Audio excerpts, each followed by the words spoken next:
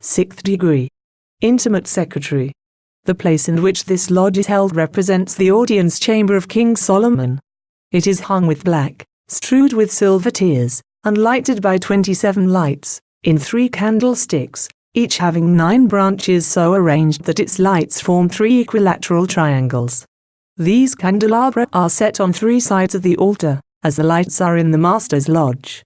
Upon the altar are 2 naked swords, crossed, a roll of parchment and the Book of Constitutions. Officers, decorations, etc. The Master and Warden represent the kings of Israel and Sur. They sit in the Orient, clothed in blue mantles lined with ermine, each wearing a crown and holding a scepter. There is but one other officer, the captain of the guards, who is called Zerbal. When there is a reception, the Master and Warden alone are in the room. The other brethren are all in an adjoining room, armed with swords, and representing King Solomon's guards. At other times they sit in the lodge, and Zerbal occupies the west. The apron is of white lambskin, lined and bordered with bright crimson. On the flap is painted or embroidered an equilateral triangle. In the middle of the apron are Phoenician letters. Below this word, at the bottom of the apron, is the letter in the upper right-hand corner and in the upper left-hand corner. The jewel is a triple delta, a plate of gold. In the center of each delta is engraved or enameled one of the same 3 letters that appear on the apron. The order or cordon is a broad watered crimson ribbon, worn from right to left, or a collar of the same, with the jewel suspended from it. The age of an intimate secretary is 5 times 2 years. The hours of labor are from the 3rd to the 6th hour of the day. To open. Venerable Master. To punish idle curiosity. To reward zeal and fidelity, and to reconcile disputes and dissensions among the brethren. Let those who are here for idle curiosity, only, depart from among us. Let all, by zeal and fidelity, merit honor and reward.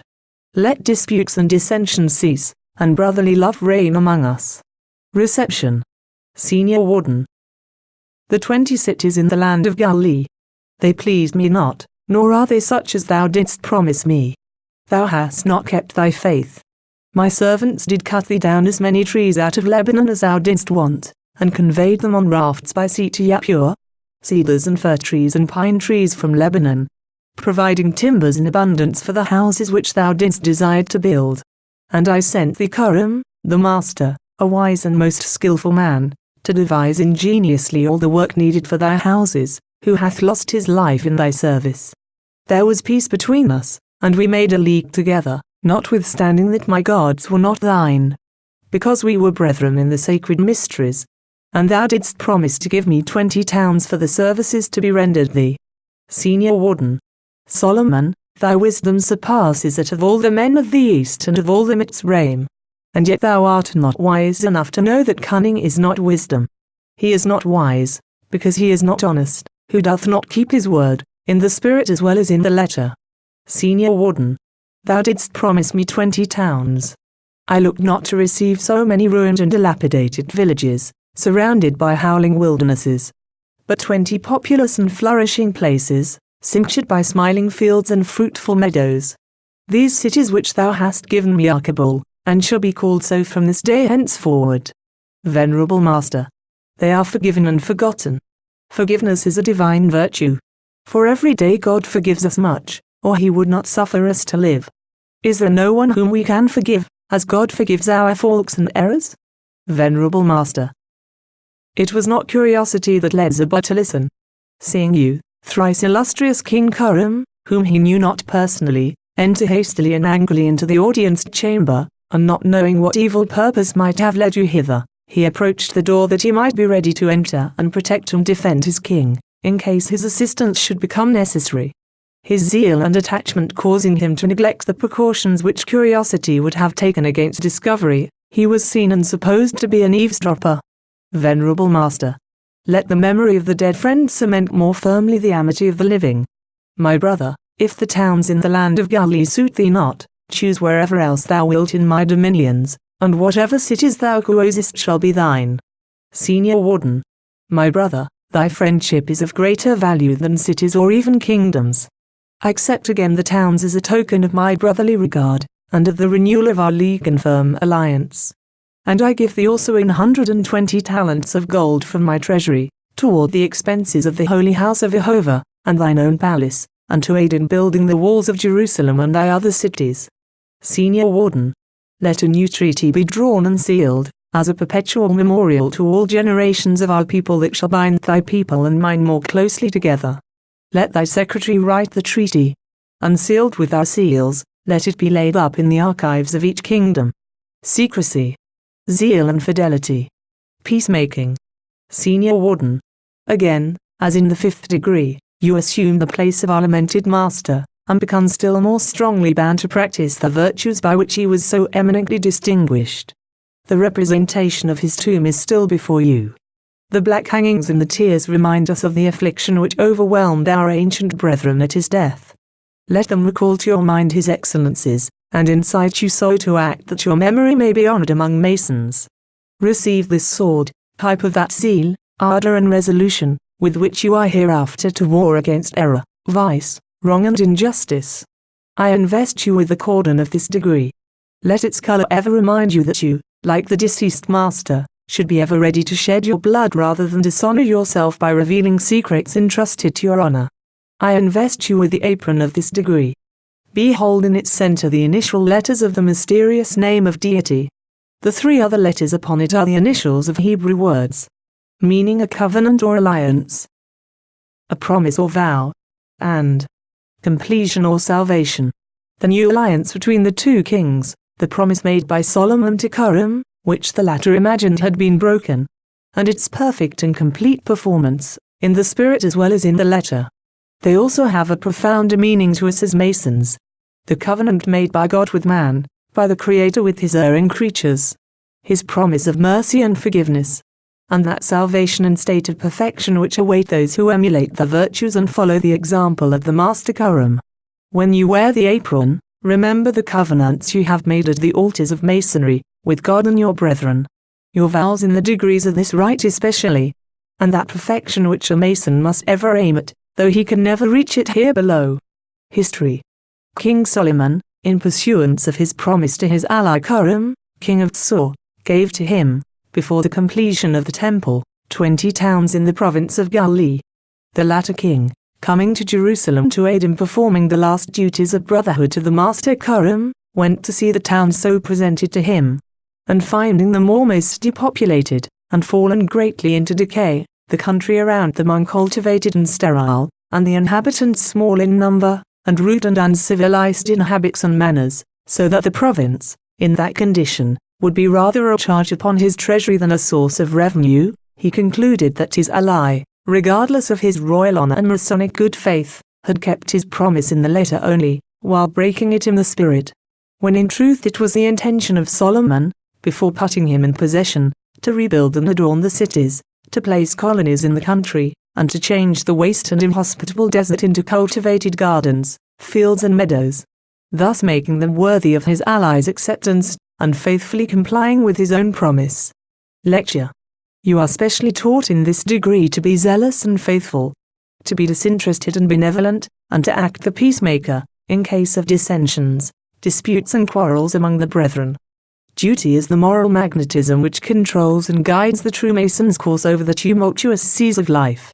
Whether the stars of honor, reputation and reward do or do not shine, in the light of day or in the darkness of the night of trouble and adversity, in calm or storm, that unerring magnet still shows him the true course to steer, and indicates with certainty where a way lies, the port which not to reach involves shipwreck and dishonor. He follows its silent bidding, as the mariner, when land is for many days not in sight, and the ocean without path or landmark spreads out all around him, follows the bidding of the needle, never doubting that it points truly to the north. To perform the duty, whether the performance be rewarded or unrewarded, is his sole care. And it doth not matter though of this performance there may be no witnesses, and though what it is will be forever unknown to all mankind. Every man hath in his own life sins enough, in his own mind trouble enough, in his own fortunes evil enough, and in performance of his offices failings more than enough, to entertain his own inquiry, so that curiosity after the affairs of others cannot be without envy and an ill mind. It shall be objection sufficient to exclude any man from the society of Masons, that he is not disinterested and generous, both in his acts, and in his opinions of men, and his constructions of their conduct. He who is selfish and grasping, or censorious and ungenerous, will not long remain within the strict limits of honesty and truth, but will shortly commit injustice. He who loves himself too much must needs love others too little, and he who habitually gives harsh judgment will not long delay to give unjust judgment. The generous man is not careful to return no more than he receives, but prefers that the balances upon the ledger of benefits shall be in his favor. He who hath received pay in full for all the benefits and favors that he has conferred, is like a spendthrift who has consumed his whole estate, and laments over an empty exchequer. He who requites my favors with ingratitude adds to, instead of diminishing, my wealth. And he who cannot return the favor is equally poor, whether his inability arise from poverty of spirit, sordidness of soul or pecuniary indigence.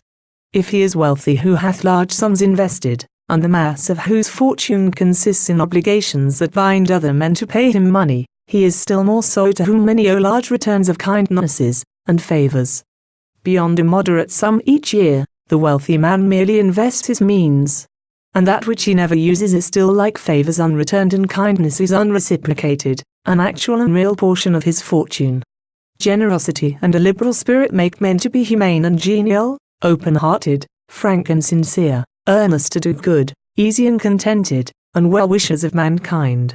They protect the feeble against the strong, and the defenseless against rapacity and craft. They succor and comfort the poor, and are the guardians, under God, of his innocent and helpless wards. They value friends more than riches or fame, and gratitude more than money or power. They are noble by God's patent, and their escutcheons and quarterings are to be found in heaven's great book of heraldry. Nor can any man any more be a Mason than he can be a gentleman, unless he is generous, liberal and disinterested. To be liberal, but only of that which is our own. To be generous, but only when we have first been just. To give, when to give deprives us of a luxury or a comfort, this is Masonry indeed. He who is worldly, covetous or sensual must change before he can be a good Mason. If we are governed by inclination and not by duty, if we are unkind, severe, censorious or injurious, in the relations or intercourse of life, if we are unfaithful parents or undutiful children, if we are harsh masters or faithless servants, if we are treacherous friends or bad neighbors or bitter competitors or corrupt unprincipled politicians or overreaching dealers in business, we are wandering at a great distance from the true Masonic light. Masons must be kind and affectionate one to another. Frequenting the same temples, kneeling at the same altars, they should feel that respect and that kindness for each other, which their common relation and common approach to one God should inspire. There needs to be much more of the spirit of the ancient fellowship among us. More tenderness for each other's faults, more forgiveness, more solicitude for each other's improvement and good fortune. The generous man cannot but regret to see dissensions and disputes among his brethren. Only the base and ungenerous delight in discord. It is the poorest occupation of humanity to labor to make men think worse of each other, as the press, and too commonly the pulpit, changing places with the hustings and the tribune, do. The duty of the Mason is to endeavor to make man think better of his neighbor, to quiet, instead of aggravating difficulties, to bring together those who are severed or estranged, to keep friends from becoming foes, and to persuade foes to become friends. To do this, he must needs control his own passions, and be not rash and hasty, nor swift to take offense, nor easy to be angered. Wherever there is strife and hatred among the brethren, there is no Masonry. For Masonry is peace and brotherly love and concord. Such are the lessons of this degree. You have vowed to make them the rule, the law and the guide of your life and conduct. If you do so, you will be entitled, because fitted, to advance in Masonry. If you do not, you have already gone too far. To close. Venerable Master, does any dispute remain unreconciled, or any enmity unappeased, among the brethren? Venerable Master, does any brother entertain ill will against his brother, or hath any one unsettled quarrel with his brother? If so, it must be settled before we part. Venerable Master, does any one complain of promise unperformed, or performed in letter only, or of any wrong or injury or injustice, by act or word? If so, let him now make it known, that the promise may be fulfilled, or the injury atoned for,